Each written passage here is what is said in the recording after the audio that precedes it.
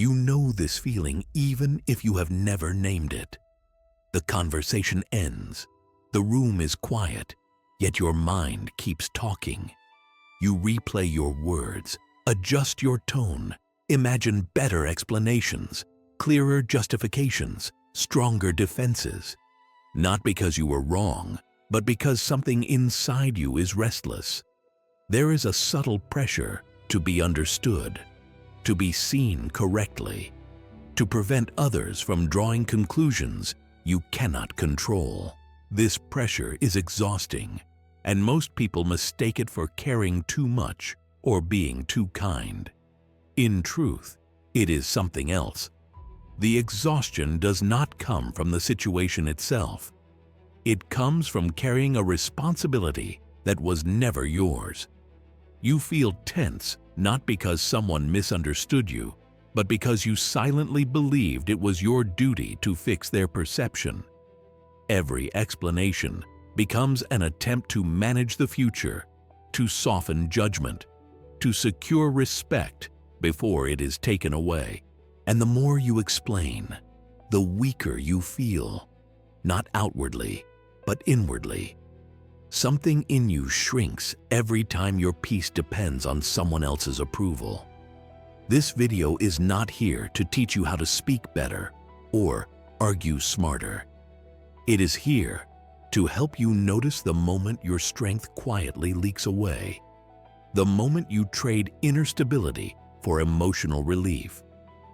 If you listen closely, you may recognize that the urge to explain is not about truth. It is about fear. Fear of being misjudged, fear of losing control, fear of standing alone with your choices. Once you see that clearly, something begins to loosen. And that loosening is where real calm starts, the unspoken contract you keep breaking. Every time you explain yourself when no explanation is truly required, you enter into an unspoken contract. You do not announce it, you do not sign it with words, but your emotions commit to it instantly. The contract says this: if I clarify enough, if I justify myself properly, if I remove every possible doubt, then you will grant me peace.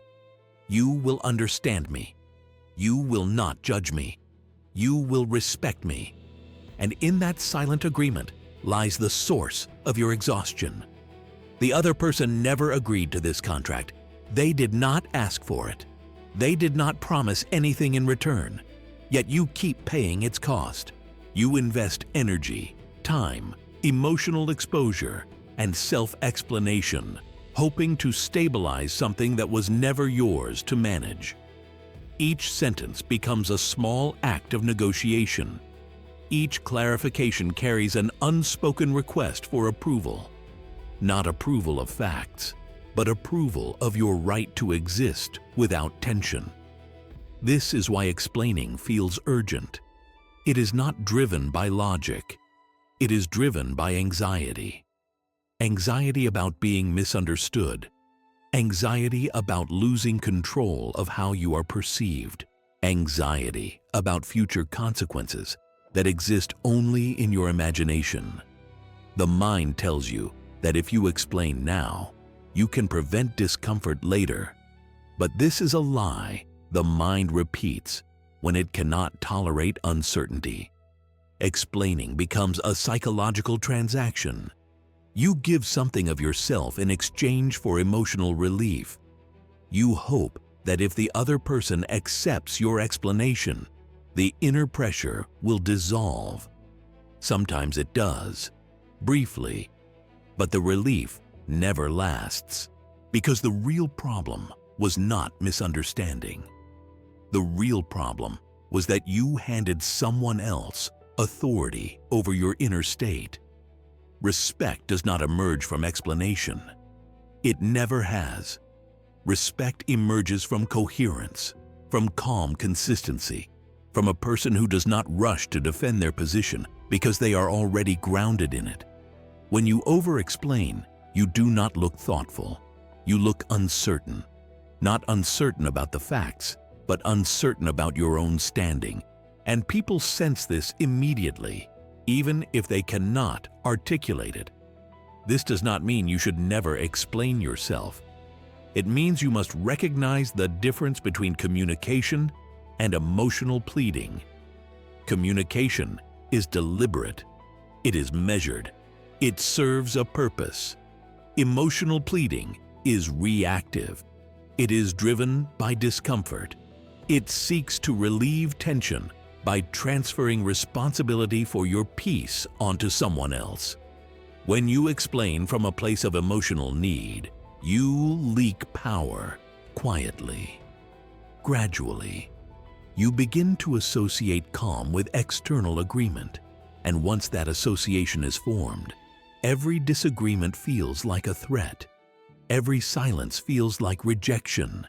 Every raised eyebrow feels like a verdict. This is how people become enslaved by reactions that are not their own. There is nothing weak about wanting to be understood, but there is something dangerous about believing your stability depends on it. The moment you see this clearly, the contract begins to dissolve. You start to notice how often you explain not because it is necessary, but because you are uncomfortable sitting with the possibility of being misjudged. And that discomfort is not imposed by others. It is generated by your own expectations. The Stoics understood this long before modern psychology named it. They saw that peace is lost the moment you assign your inner balance to something you cannot govern. Opinions, interpretations, narratives, and judgments live outside your command. No explanation can secure them. No justification can lock them in place. Trying to do so only deepens the dependency. Once you recognize that respect is perceived, not negotiated, your behavior begins to change naturally. You speak when it is appropriate. You remain silent when explanation would only serve anxiety. You stop trying to manage how you are received and start focusing on how you act. This shift does not make you colder. It makes you steadier, and steadiness carries a quiet authority that words alone never can. The question that follows is unavoidable. If explanation is not the source of safety, why does the urge feel so strong? What emotional trigger convinces you that being understood is the same as being secure? That is where the next layer begins. Why explanation feels necessary, but isn't. The urge to explain does not come from weakness. It comes from a deeper place that most people never question. It comes from the fear of being misinterpreted and the belief that misunderstanding is dangerous. Somewhere along the way, your mind learned to associate being understood with being safe. If others understand you, they are less likely to judge you. If they judge you less, you feel less exposed. And if you feel less exposed, your nervous system can finally rest. This is why explanation feels necessary. It is not about clarity. It is about protection. You are not trying to convince others of the truth. You are trying to protect yourself from emotional discomfort. The discomfort of silence. The discomfort of uncertainty. The discomfort of knowing that someone may hold an opinion about you that you cannot correct. For a mind that craves control, this feels intolerable. The problem is that the mind quietly replaces reality with prediction. It tells you stories about what might happen if you do not explain. They will think badly of you. They will misunderstand your intentions. They will question your character. They will use their version of the story against you later. None of this is happening in the present moment. Yet your body reacts as if it already has. This is how anxiety hijacks reason. You begin to live ahead of time, rehearsing defenses for a future that may never arrive. And because the future is uncertain by nature, the rehearsals never end. There is always one more clarification you could offer, one more detail you could add, one more sentence that might finally make things safe. But safety never comes, because the threat was never external. It was internal all along. The mind confuses being understood with being in control. But control over other minds has never existed. What exists is influence, and influence is indirect. It comes from consistency, not explanation, from behavior repeated over time, not from emotional urgency in a single moment. When you try to force understanding, you reveal how badly you want the outcome. And desire for outcome is visible. It weakens your position without you realizing it. Epictetus warned about this exact mechanism. He taught that people are disturbed not by things, but by the views they take of things. When you believe that misunderstanding is a threat, your emotions respond accordingly. You rush, you justify, you explain, not because the situation requires it, but because your judgment labeled it as dangerous. Change the judgment, and the emotional pressure dissolves. This is where emotional dependency hides. You outsource your calm to the reactions of others. You wait for signals of approval to relax. A nod, a softened tone, a reassuring response. Until then, you remain tense, alert, guarded. This is not emotional intelligence. This is emotional captivity, and it keeps you permanently focused outward, monitoring signs instead of governing yourself. The Stoic path does not ask you to suppress this urge by force. It asks you to understand it, to see it clearly enough that it loses its authority. Once you recognize that the fear of misunderstanding is a fear of losing control over perception, you can finally ask an honest question. What exactly am I responsible for here? My intention or their interpretation? When that question becomes real, not theoretical, something shifts. You stop chasing emotional safety through explanation. You begin to tolerate uncertainty without collapsing. You allow others to think what they will, without feeling the need to correct the narrative immediately. This does not make you careless. It makes you precise. You conserve energy. You choose your moments. You stop reacting to imagined futures, and this opens the door to a more uncomfortable but far more liberating truth. There is a line you keep crossing without noticing, a line between what belongs to you and what never did. Until you learn to see that line clearly, no amount of explanation will ever bring peace. That line is where Stoicism begins. The Stoic pivot, the line you keep ignoring. There is a line that quietly governs your entire emotional life. Whether you recognize it or not, you cross it dozens of times a day without noticing. Each time you do, tension follows, anxiety rises, the urge to explain appears. This line separates what is yours to command from what never was, and almost all unnecessary suffering comes from ignoring it. What belongs to you is limited, but powerful. Your intentions, your choices, your conduct, your restraint. What does not belong to you is vast and unstable. Other people's opinions, their interpretations, their emotional reactions, the stories they tell themselves about who you are and why you act the way you do. The moment you try to manage those things, you step into territory where reason no longer protects you. This is why explaining feels endless. You are trying to influence something that cannot be secured. You may succeed temporarily. Someone may appear to understand. They may even agree. But their understanding is not fixed. It shifts with mood, context, memory, and bias. And because it is unstable, your mind stays alert. It never relaxes. It waits for the next misunderstanding, the next misinterpretation, the next moment when control slips again.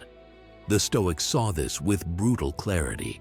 In Meditations of Marcus Aurelius, Book 2, Paragraph 1, he reminds himself that he will meet people who are meddling, ungrateful, arrogant, deceitful, and hostile, not because they choose evil knowingly, but because they cannot distinguish good from bad. Marcus does not prepare explanations for them. He prepares his own mind. He understands that their judgments are not his responsibility. This is the pivot most people resist. You are not harmed by someone misunderstanding you. You are harmed by your judgment that misunderstanding is unacceptable. The event itself is neutral. The interpretation is what inflames you. Once you see this, the emotional chain reaction slows. Not instantly, but noticeably. You begin to feel space between stimulus and response. This is where the dichotomy of control becomes more than a concept. It becomes a filter. Before speaking, before explaining, before defending, you pause and ask a simple question. Is this within my control? If the answer is no, reason takes the lead. Not to suppress emotion, but to place it where it belongs. You allow the discomfort to exist without feeding it with action. Explaining is often an attempt to cross this line, to reach into another person's mind and rearrange it so you can feel calm again. But calm that depends on another mind is never stable. It must be constantly renewed. That is why people who over-explain are always tired. They are doing work that has no endpoint. Once you stop crossing this line, something subtle changes. You do not become indifferent. You become accurate. You speak when your role requires it. You clarify when responsibility demands it. But you no longer explain to relieve anxiety. You no longer justify yourself to prevent imagined outcomes. You accept that some misunderstandings will exist and that they do not diminish your character. Epictetus taught that freedom begins the moment you stop trying to control what is not yours. Not because you give up, but because you redirect energy to where it can actually shape reality. When you stay on your side of the line, your words become fewer, but heavier. Your silence becomes intentional, your presence steadier. This is not emotional numbness, it is emotional order. And order creates strength. But strength alone is not enough. Even when you respect the line of control, the mind still resists reality. It still wants outcomes. It still wants certainty. To go further, another shift is required, one that most people misunderstand completely: the acceptance of fate. Acceptance of fate. The moment you stop chasing, respect. Acceptance of fate is often misunderstood because it is confused with surrender. People imagine it as passivity, as lowering standards, as quietly enduring whatever happens without resistance. That misunderstanding keeps them trapped. True acceptance is not weakness, it is accuracy. It is the moment you stop arguing with reality and begin to move in alignment with it. When you chase respect, understanding, or validation through explanation, you are not acting freely. You are reacting. You are allowing external conditions to dictate your inner posture. Acceptance of fate breaks this pattern. It teaches you to recognize what has already occurred, what is unfolding, and what will never be fully under your command, and to stop wasting energy resisting those facts. This does not mean you approve of everything that happens. It means you stop demanding that life conform to your expectations in order for you to remain steady. The Stoics understood that suffering multiplies when desire collides with inevitability. When you insist that people must understand you, must agree with you, must see you as you see yourself, you place conditions on your peace. Fate does not negotiate with conditions. Seneca wrote extensively about this internal struggle. He warned that the mind exhausts itself not from events, but from fighting what cannot be changed. The man who accepts his situation is not defeated. He is freed from inner conflict. And freedom from inner conflict is the foundation of strength. When you stop needing outcomes, you stop bending yourself to secure them. This is the moment you stop chasing respect, not because you no longer value it, but because you understand its nature. Respect cannot be extracted. It emerges indirectly when your actions remain consistent regardless of response. When you explain less, not out of arrogance, but out of acceptance, something shifts in how you are perceived. Calm becomes visible. Self-command becomes evident. And even if respect never arrives, your stability no longer depends on it. Acceptance of fate also quiets the fear of the future. Much of the urge to explain is rooted in anticipation. You imagine how this misunderstanding might grow, how it could be used against you, how it might affect what comes next. Fate acceptance cuts through this spiral. It reminds you that the future is shaped by many forces beyond your foresight, and that attempting to control it through explanation is an illusion. By accepting fate, you return to the present. You deal with what is in front of you, not what your imagination projects. You act when action is required. You speak when speech serves reason. And you remain silent when silence preserves dignity. This is not emotional detachment. It is emotional maturity. You no longer panic when things unfold outside your preference. Marcus Aurelius returned to this idea repeatedly. He reminded himself that what happens to you has been waiting to happen since the beginning of time, woven into the fabric of cause and effect. Resisting this reality does not change it. It only disturbs the mind. Accepting it restores proportion. It places events where they belong and keeps your character intact. When acceptance replaces resistance, the need to explain weakens naturally.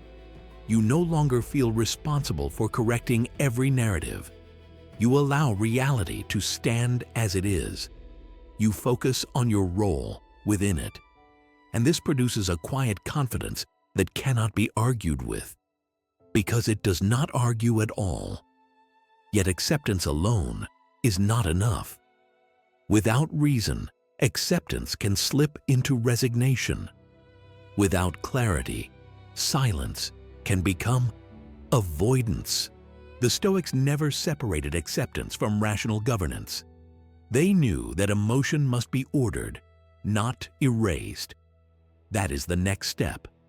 The inner reordering where reason takes command over emotional chaos. Reason versus emotional chaos.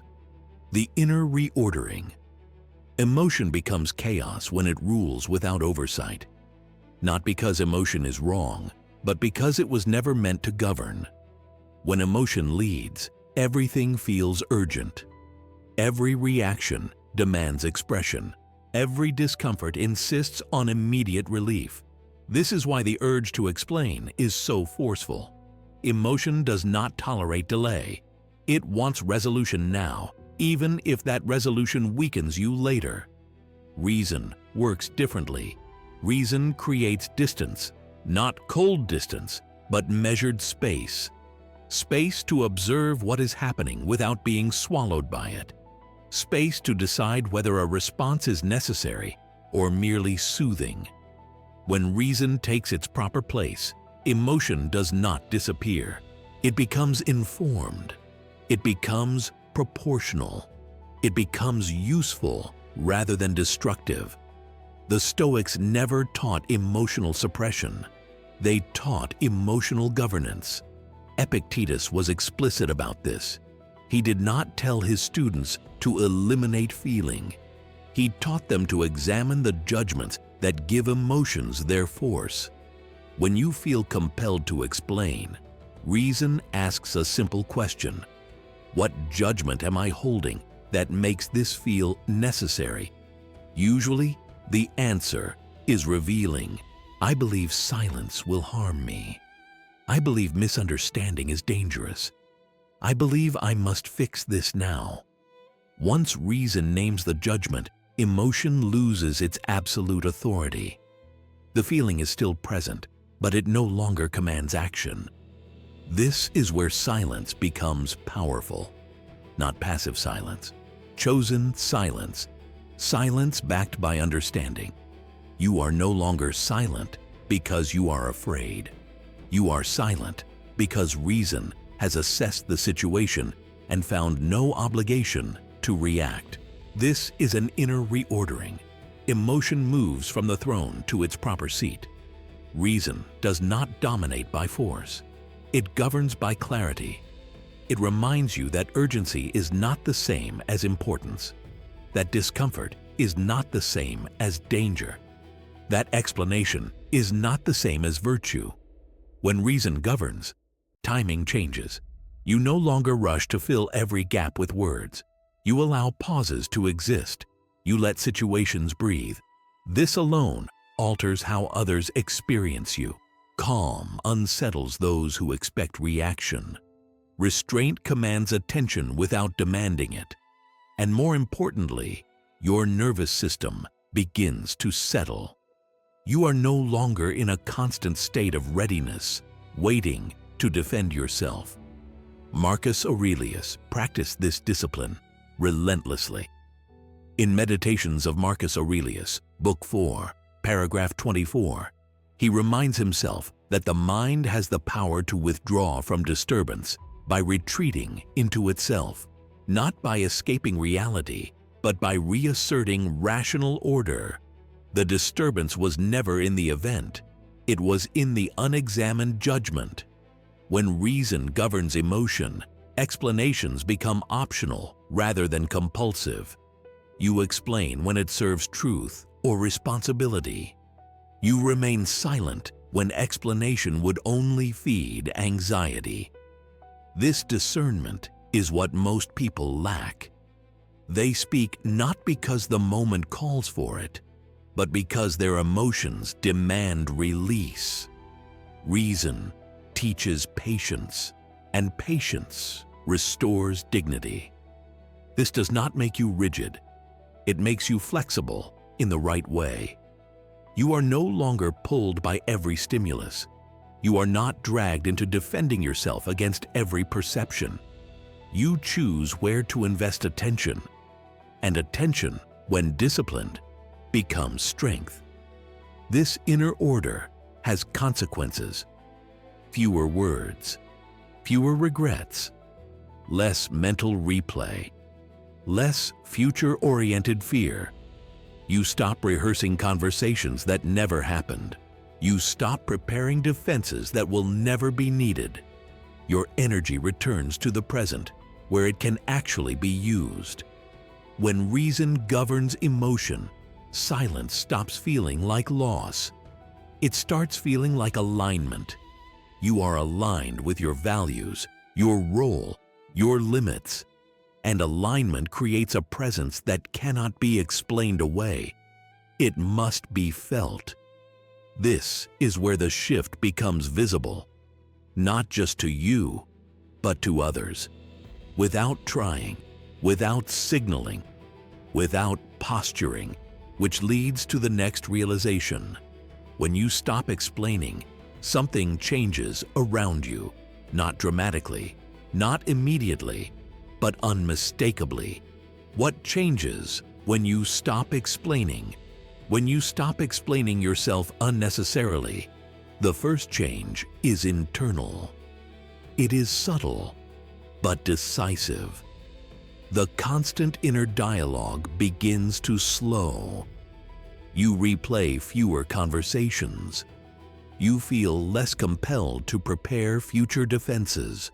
The mind, no longer tasked with managing other people's perceptions, has less to guard against. This alone reduces anxiety more effectively than reassurance ever could. You begin to notice how much of your mental energy was spent on imagined trials, arguments that never happened, accusations that were never spoken, judgments that existed only as possibilities. When explanation is no longer your default response, those imagined scenarios lose relevance. They no longer demand preparation. You stop living one step ahead of yourself. This creates emotional space. Space to respond rather than react. Space to observe your own impulses without obeying them. You still feel discomfort when misunderstood, but it no longer controls you. The feeling arises, is recognized, and passes without forcing action. This is not emotional detachment. It is emotional literacy. You understand what the feeling is, and more importantly, what it is not. Your relationship with the future also changes. Anxiety weakens when you stop trying to control outcomes through explanation. You accept that tomorrow will unfold according to many variables beyond your reach. And instead of fearing that uncertainty, you begin to respect it. You realize that no amount of explanation today can guarantee understanding tomorrow. That realization is sobering, but also liberating. As this internal shift stabilizes, your behavior becomes more economical. You speak with intention. You answer directly. You stop adding unnecessary context meant to soften reactions. This does not make you abrupt. It makes you clear. And clarity reduces friction. You no longer feel the need to manage emotional fallout because you are no longer emotionally invested in how every word lands. There is also a noticeable reduction in resentment. When you explain from anxiety, you often feel unappreciated afterward.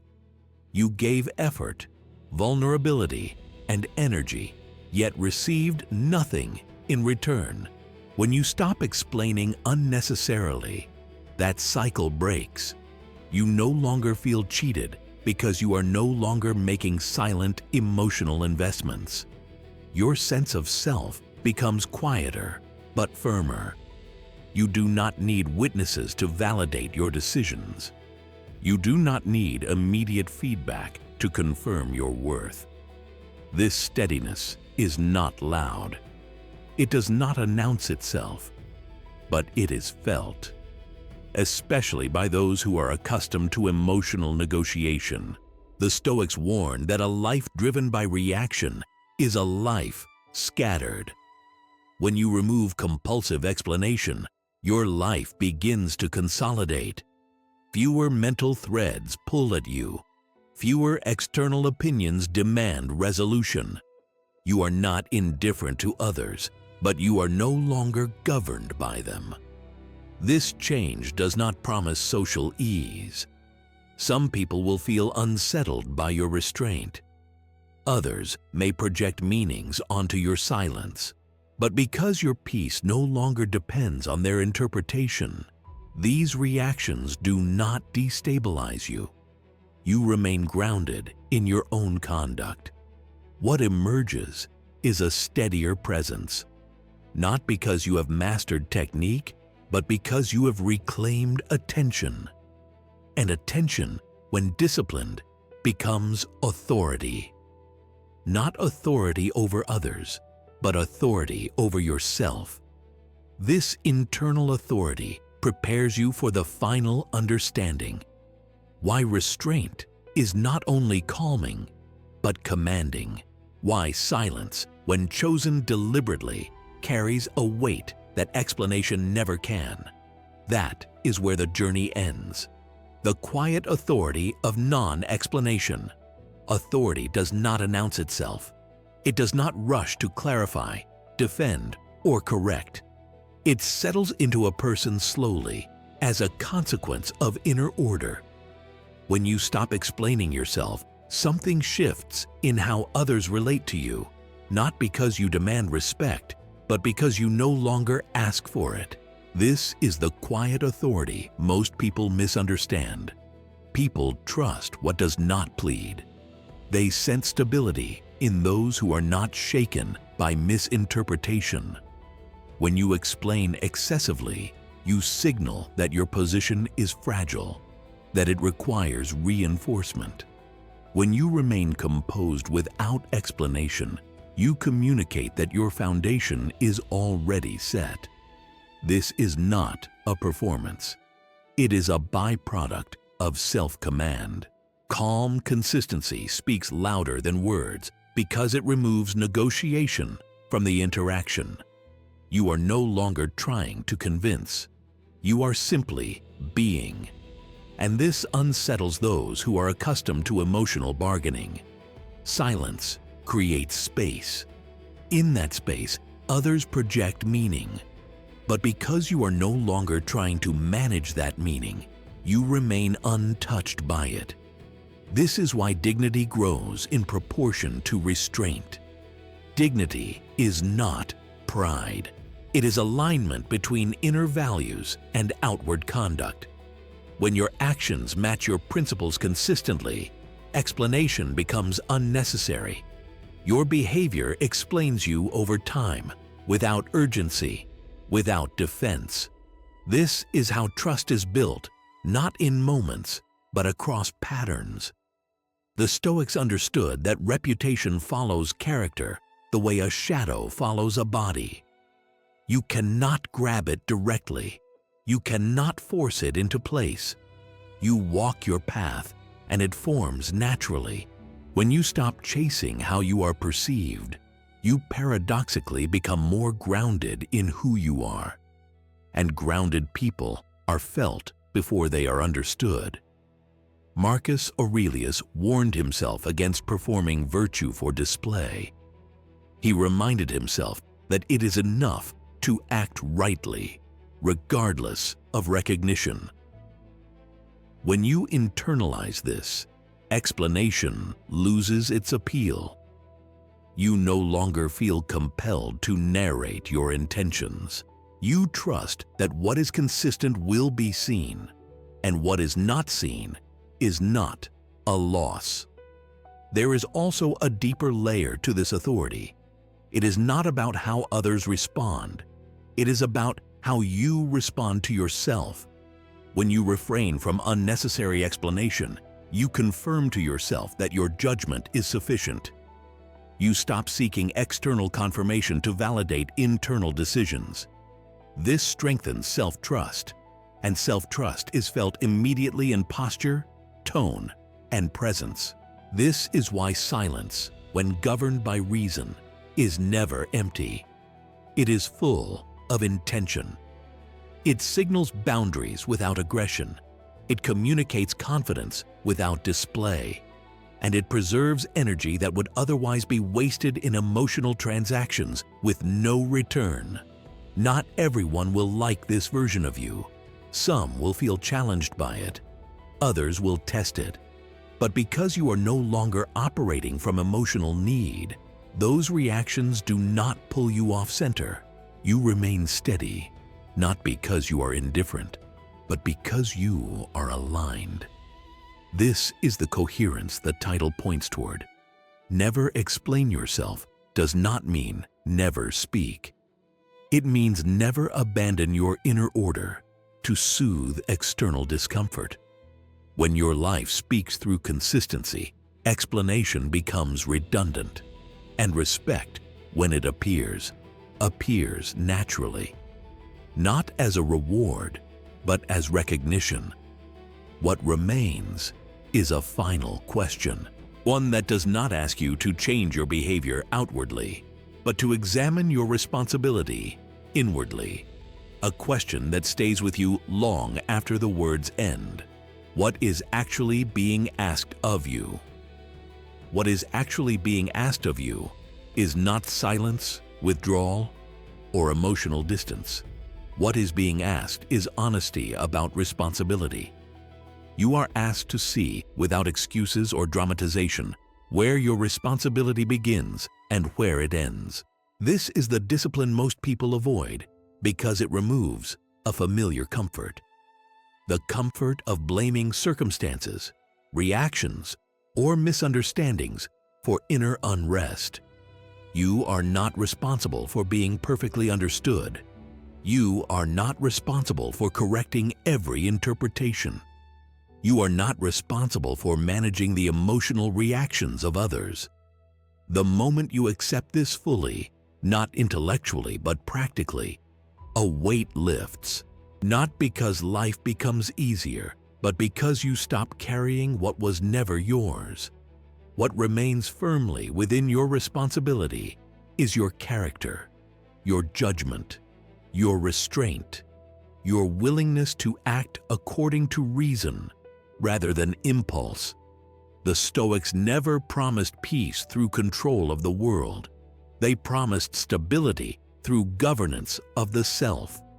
That promise remains intact, but it demands something precise from you.